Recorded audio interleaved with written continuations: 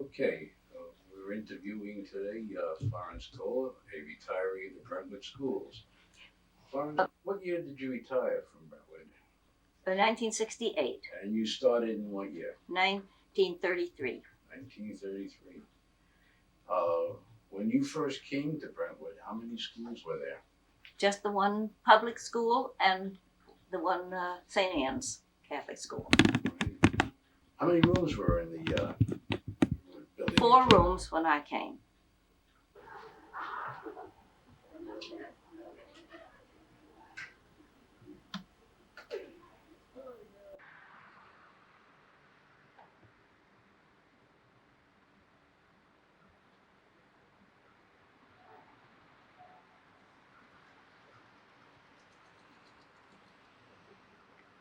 What grades?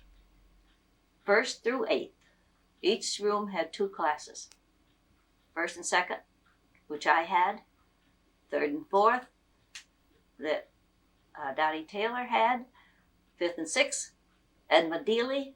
And 7th and 8th, Lee Stewart, who was the principal and taught 7th and 8th.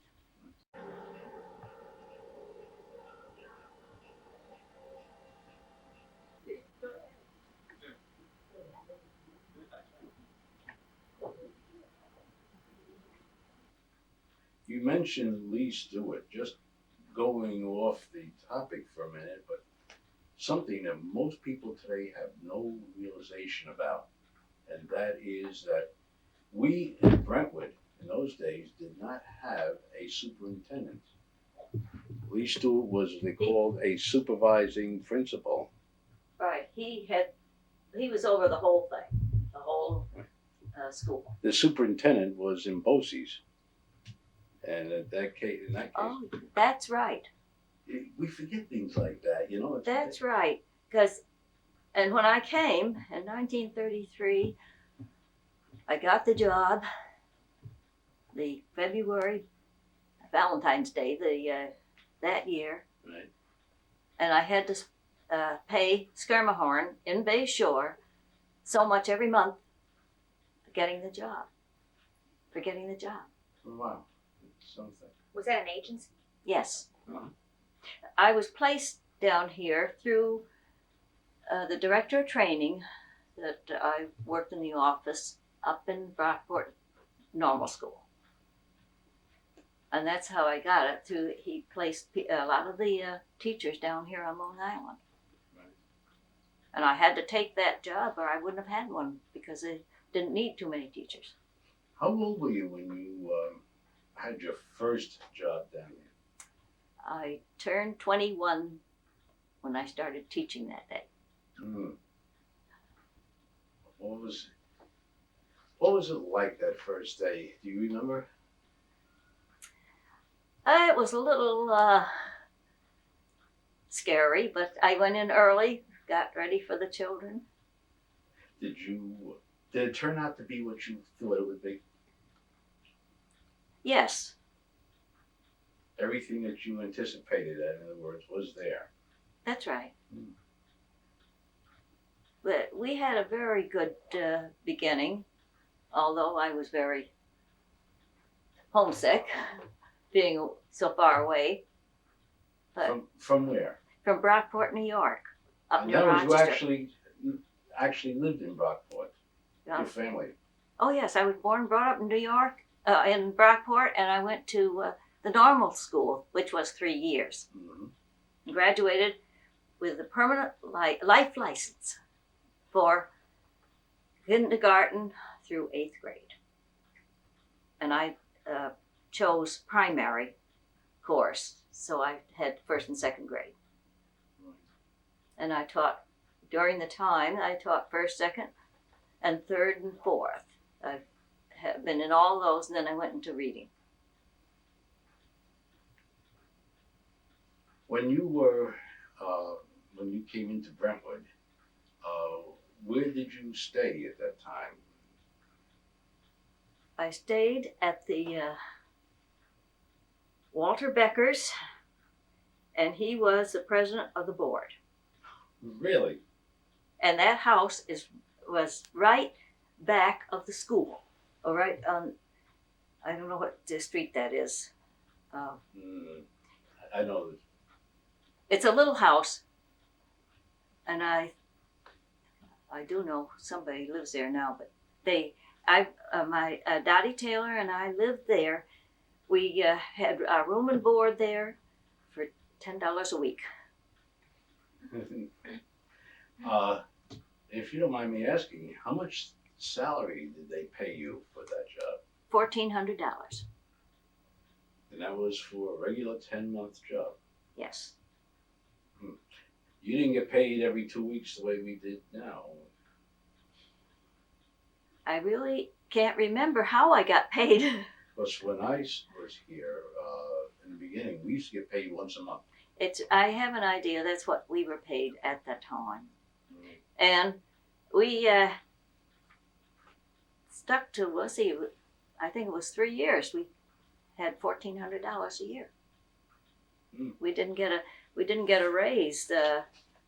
Let's see, for the first 3 years.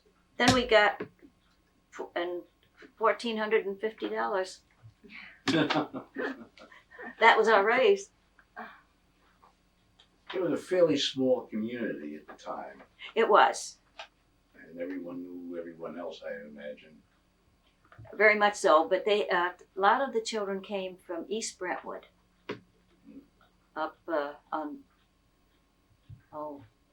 Suffolk, Near R.O.B.S Sanitarium. R.O.B.S Sanitarium, Right. up in that area. I had quite a few children from there. That was just building up when we were there. It was I guess the major property area at that time was the St. Anne's area. That was a big area, wasn't it? St. Joseph's? Was St. Joseph's there at the time? Yes, St. Joseph's was there.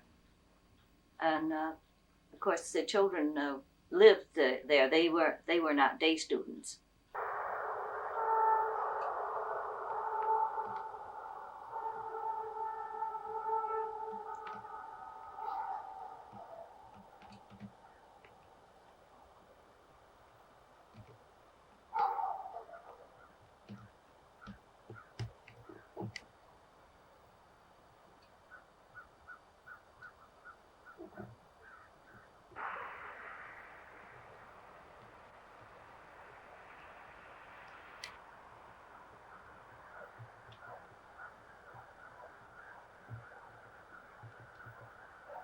At that time.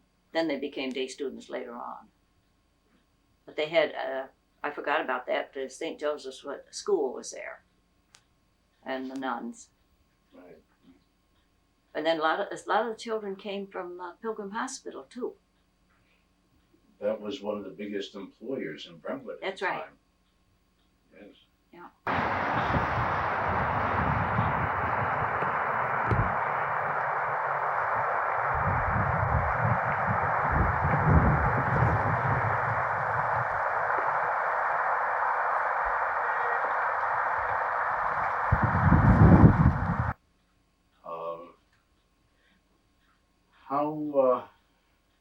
How did the community change over time? What changes now stand out in your mind as you look back on it? Well, of course, people came in to work at the hospital.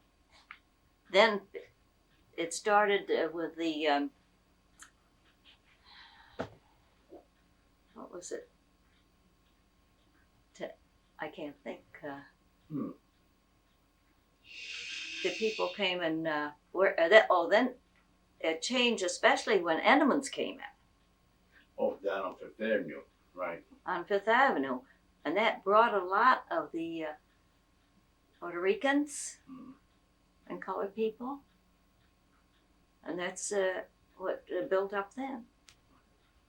You know, people don't remember what it used to look like before. And I mean, Fifth Avenue was a little 2-lane road like Islip Avenue is now. And how they've now widened it into a super highway. Suffolk Avenue was never as big as it was. And Brentwood Road wasn't such a good road either when I came. And that was all scrub oak and scrub pine. and just a few houses in between. None of the developments have been built yet. It's, and when we went to Bay Shore, I know the road was very, well, I know when we went over in the snow and everything, it was hard getting back and forth because it hasn't been plowed out good. They didn't do a lot of plowing. By the way, when you were teaching, it just occurred to me, what kind of materials did the district give you? Did you have to go out and buy your own things, or did you do that, or just use what they gave you? Well, I used a lot of what they gave me, and I still went out and bought books and things, children's books. But we had reading books, and we had materials to work with, crayons and paper and everything like that. Right. In the very beginning, and our art paper, and we had that. Did you ever actually use Dick and Jane? That's what I started when I started. We used Dick and Jane. Really? That was the book. No McGuffey reader. No, you didn't use the McGuffey reader. Right? No, it was Houghton Mifflin. Yeah. Yeah. Do you remember, I guess very few people now will remember, but do you remember Cuisinart? I was the one that had the class that started it. Really? With the rods, you mean? Yeah. Yeah, I still have a box. You have a complete box of it? Right. It's a collector's item. Absolutely. For anyone who doesn't know what Cuisinart is, maybe you could just sort of explain. I don't think I could. I know it had something to do with math, but what was it? Well, it was teaching math by using the rods. And some of the children that couldn't do math, it helped some. But it wasn't something that we stayed with. It didn't work out that way. It wasn't the panacea that it sounded like in the beginning. That's right. But my class was the class that they were working on with that. Really? No, that's fine. Can you do that? Oh, good. That's something. And I can't remember the name of the gentleman that had it, brought it in, but he was there to supervise and when I was teaching it. Ronnie Janice. Ronnie Janice, but the one that, there was another man that came over. Oh, I see what you mean. No, I don't remember his name. No. As you think back over the time that you were teaching in Brentwood, who are some of the people that stand out in your mind? Well, of course, Lee Stewart was, well, he helped me a great deal. And he had come 2 years before I did to Brentwood. And then, of course, people won't know the people that I knew at the time. Some may. Some may.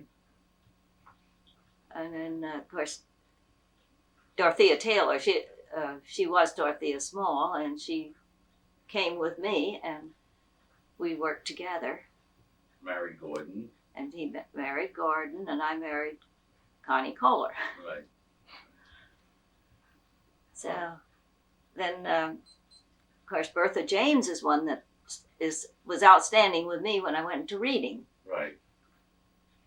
And then there was Joe Graff, I worked for, Jack Hoffman. You're going forward in time now, because Yes. each name you're mentioning is getting closer. That's and right. closer. Then I went to Ralph Sakin. I started when they started Northeast, I started with him. And I got it kind of backwards. But then I went to, when Joe Graff started in South School, Right. I went with him. Oh, I see. You were one of those on Paradise Lane down there. I was, in fact, and that was before I went into reading. Uh-huh. Of course, I worked in the village school too, the big one. Right. What is now the administration That's right. building. That's right. I worked in there too.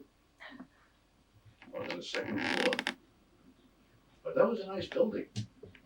Yes. And I can remember when we didn't have a cafeteria, we brought our lunches and they put tables up in the hallway and we ate our lunch in the hallway at these tables. I stopped, I taught 6 years. Mm-hmm. Then I stopped and I had 2 children. Mm-hmm. Mm-hmm. And then I substituted, and when I substituted, I got $5 a day. Mm-hmm. At one time. And then I'd stopped entirely because I raised the children. I stayed home with the children. And then I went substituting after that, and I would get, $19 a day and like that. Mm-hmm. Mm-hmm. But then finally I went back steady, but I retired, early retirement, 20 years and 55. Mm-hmm. Because I lost quite a few years, but they did take all of my substituting Yes. that were so that I would be able to retire. You know, one thing that people are absolutely shocked about, when we started teaching, there was no Social Security for us. We weren't in the Social Security system. That's right. That's right. We didn't get into it till about 1957 or so. I know I went into it when they brought it out. Lee Stewart was the one that had me go into it. You know what I remember most about Lee Stewart, by the way, is standing up in front every year at Orientation Day and saying, "You will join the Mary Muldoon Fund." Yeah, I remember that now. You remember that? Yeah. And everybody would say, "Who's Mary Muldoon?" Right? But it was a put money in for indigent teachers. I think it was basically the idea behind it. Am I right? I guess so. I'm not You never found too out familiar. either, I see. too familiar. And then with the rate, 4% was what we put into retirement when I started, Mm-hmm. and then it went up to the 8%. Right. And then finally it dropped back again. Here's an interesting question that I'm not sure how we can handle it, but what are a few of the worst memories of your teaching experience? Did you have anything that was like terribly embarrassing, or something that was you wish never happened, a day you never got up, or that kind of thing? Ever have anything like that happen? No, I always enjoyed my teaching. That's I don't think that I had any real bad memories. I can't remember any. I had some with some children and like that, but everything straightened out. But I can't think of any real bad memories. Because that was the one thing I had in my mind when I went to school. I was going to be a teacher. And that was it. At the time that you were teaching, in your earlier days of teaching, what professional organizations were there for teachers to join? The NEA was, and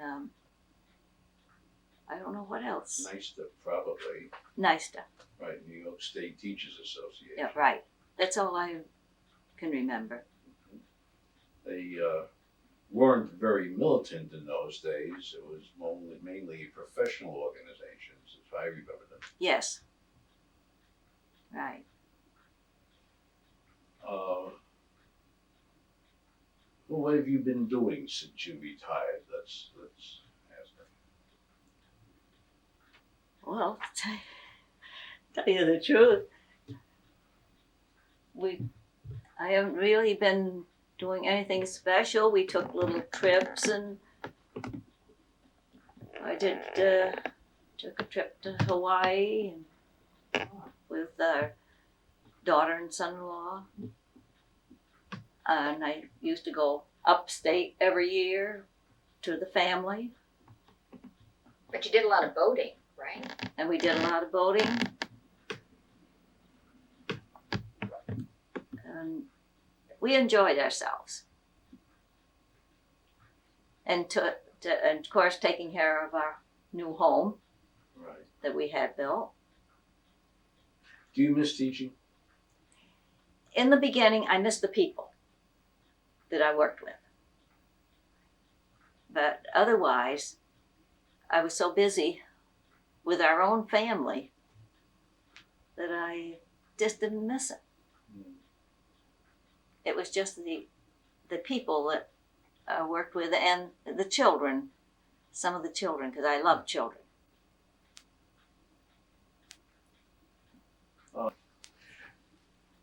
One of the landmarks in Brentwood was the Koehler store. Everyone knew it on the corner. Can you tell us a little bit about the store for those who've never seen it or heard of it?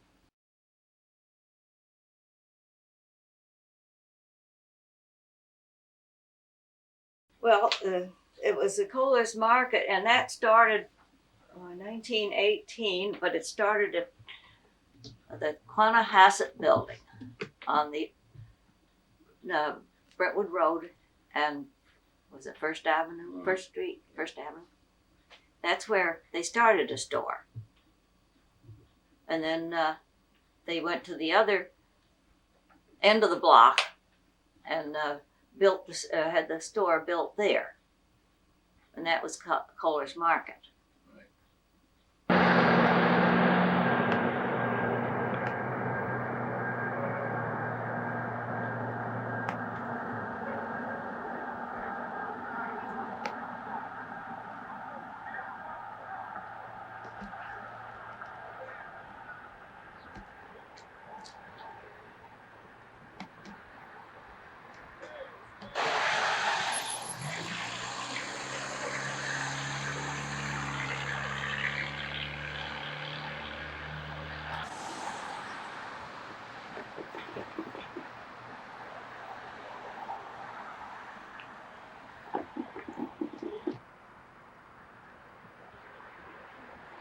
And it was a general store. It was, in the beginning, it was the only store in Brentwood. And it was everything you could think of, you could buy there. That's right. If you needed something that you didn't have at the store, you had to go to Bay Shore to find it. That's right. That was the closest. That's right. They had all kinds of hardware. They sold refrigerators, everything you could think of. And boots, shoes, galoshes. And that's when I came. Then they made it into a regular, market with meat and groceries in the end. Yeah. I remember having to go there for a very strange reason. I had a young lady in class go into a diabetic coma. And somebody covered, and I ran out looking for orange juice. The only place to find orange juice was in your store. And I got there, and you told me that the shipment hadn't arrived yet. And there was no orange juice. And I ran back to the high school and found out that they had discovered that in some refrigerator there was a bottle of orange juice, and the young lady was doing fine. Oh. But here I am looking and jumping up and down in your store. You don't have orange juice. That's how I remember that store. Very much so. That must have been my mother-in-law or whoever is in there. Could be. It could be. My memory is mostly of the running back and forth more than anything else. So it was your husband's family that had the store. Yes, it was my husband's mother and her father started the store. And my husband worked in it from the time he was 16 years old. Never was able to go to high school because he had to work in the store. And then in the end, he inherited the store. And I worked in the store at times when I was not teaching. Yeah. You know, talking about not being dealing with times that when you weren't teaching. When you went into the community, whether it was at your store or simply walking down the street, as a teacher, were you expected to be very prim and proper? You know what I'm referring to? They looked up at teachers at that time, and you had to do the right thing. What do you mean by that? I mean, could you smoke walking down the street? Would that anybody say anything about that? They probably would, but I didn't smoke. Uh-huh. How about going into a restaurant and ordering a drink? In fact, I didn't drink at that time, so I can't tell you. I never even took a drink at when I went down there first. It was one of those things that you had to be a person that children looked up to. That's the way I felt about it. So you were the role model. That's the way I felt. And I have a girl now that is taught, and a Joan Pinzel. I don't know what, you probably don't know her. But because of me, she said that's how she became a teacher. She wanted to be a teacher. And there's a Nancy Mowbray. She was another one I had in class. And she became a high school teacher. And at that time, the children all looked up to you, and they would mind you. If they didn't, their parents would take care of it. You remember the time when the youngsters, if they misbehaved, you called home or spoke to the parent, and the parent came right in. Remember that did happen? Huh? Well, I had that happen many times. I always contacted the parents if I had problems. And you got support from the parents? Very much so. I don't know whether you remember Tom and Fran Johnson. Sure. They, son, I had to call him in because he telling little kindergarten children that the nurse was going to put a needle that long, and the children were screaming. I called the parents, and he was on the board at the time, and I was told, "How dare you call them? They won't want you to come back and teach." I said, "I don't care. I'm not going to have anything like this." To this day, Fran will tell me they were glad that I did it. They were the kind of people that appreciated that kind of approach. Right. Are you talking about Billy? Yes. Right. I had him too. I had the whole family. I didn't have the other children. I just had Billy because that was the fourth grade that I happened to have him. And he had another boyfriend there. The two of them would get into a little problem. The little imps. And then, of course, another thing with the children, I used to give them homework. And if the children were out sick, I would take their homework to their homes so that they could do their homework at home. Was that something that was required or something No, you did? it was because you just thought something that, and some of the parents wanted that, wanted them to have their homework. And I would go to see the home and the children. How close were you? Of course, you lived in a community, but how close were you as part of the community? Were you an integral part of it? Were you on the periphery of the social and events of the community itself? Well, I was, of course, with my husband being a fireman there. We were always, going to the firehouse at different occasions and like that. Well, in other words, the people in the community saw you as part of the community. today people who are teachers don't necessarily live in the community. Well, yes, because I was on the school board for 30 years. I'm sorry, that's wrong. I was on the library board for 30 years. Fran Johnson was also on the library board. And of course, that I had to get up and when we had elections, I remember getting up and saying about the library and how we wanted to. Wanted to be elected again on the library board. That was very hard for me. But I got in. Do you remember? I don't know what's his first name. Cowan. William. He ran against me. He did? He did. No kidding. I won out. I didn't know that. He came over and congratulated me. Wow. Yeah. That was a memory that was kind of pleasing me. What finally happened to the store? Or the property, Or the store. What is it now?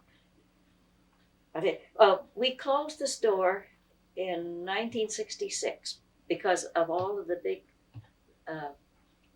stores coming in, A&P and all the big stores. We could not make out with a little market like that. So we closed it, rented it to the post office for a while before they had their big building built. Then a Puerto Rican church bought it, and that's what it is now. Now, we went to Bay Shore to see the movies. What else did people do? We had, of course, we had firemen's dances and things like that at the firehouse. I'm trying to think of what else we did at the. And then I know I met my husband when they had a political meeting there at the firehouse. That's where I really started with meeting. I met him at the store and then at the firehouse, and then we started dating.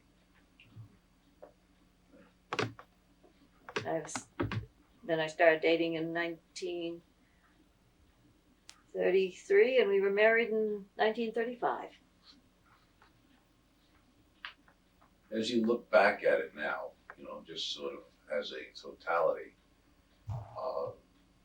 is it a good feeling to you to think about back what it was like? Yes. Is it mixed or it's just generally good? I didn't especially like summers in Brentwood. They were hard. We lived with my mother-in-law for 30 years. And we got along very well. She was very good to us. And I raised the two children there. Or my husband and I raised the two children in there because she did not want her son to leave the home. So we managed, and we had a very good life together for 58 years. I couldn't have had anybody better. That's great.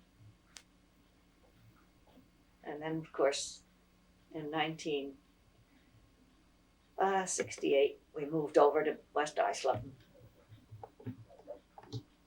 And my mother-in-law had passed away before that. But a person could not have had a better person to live with and help us out. Well, I tell you what, it's sort of a type of life that you described. It just simply doesn't exist anymore around Brentwood. It really doesn't. No, I don't think it does. What do you think are the major changes that have taken place? I think it's built up so with all types of people. And a lot of people do not communicate too well. I don't know. I mean, we had to get out of Brentwood because our home was on Brentwood Road there, and the shopping center was across. And we couldn't really sit out on the porch and enjoy it. And at night, all the big trucks, an awful lot of noise. It was hard to sleep.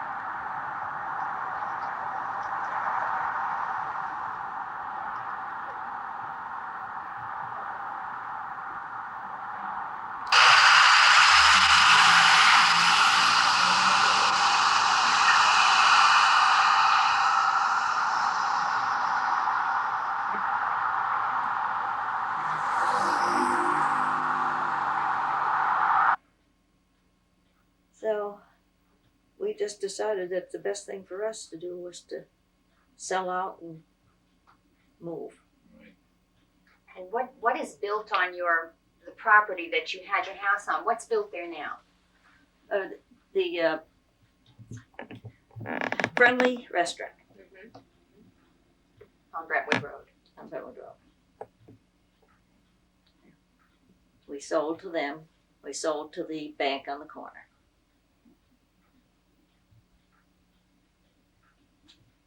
I think we've done very well. Any kind of guidance or warnings you might want to give them? The importance of Well, teaching. if you're a real teacher, you will not go in the last minute and go home as soon as the children leave. If you like children and like teaching. It's a full-time job. It is. It's a full time and more. Sure. It is, and you have to be dedicated, I think, to the profession.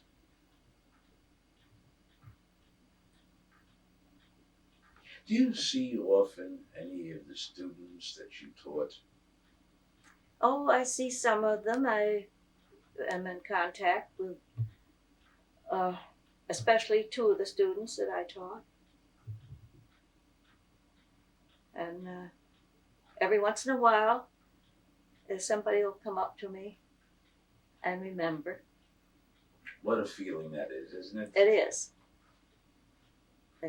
And in fact, even some of them were in the fire department in East Brentwood, and they would come to the dinners that we had and come over and talk to me. And there, of course, there are quite a few of them that have passed away since. Yeah. That I taught. You know, the saying, I think it was Henry Adams, who said there's something about the influence of a teacher. There's no boundary to it. It just goes on and on.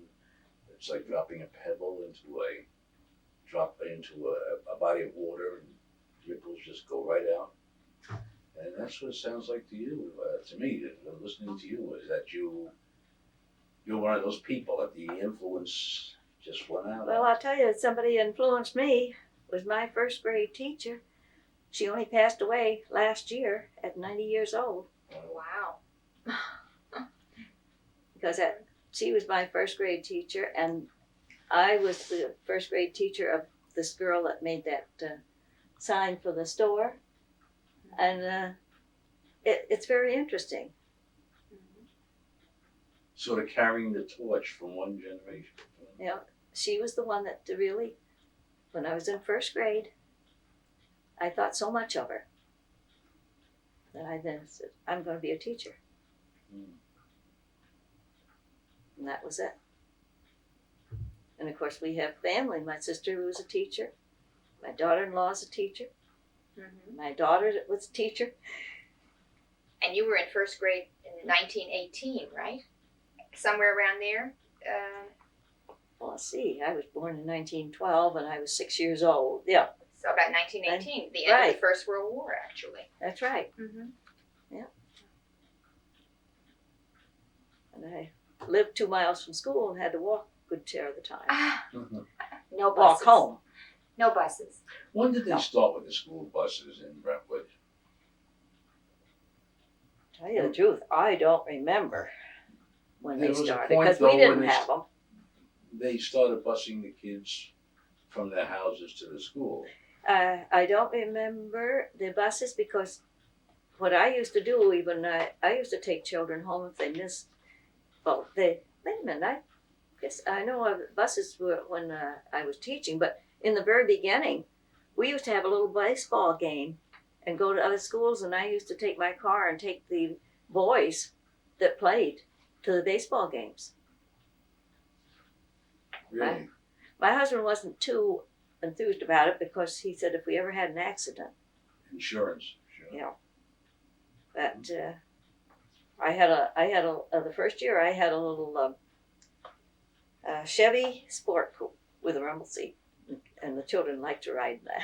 Oh, sure.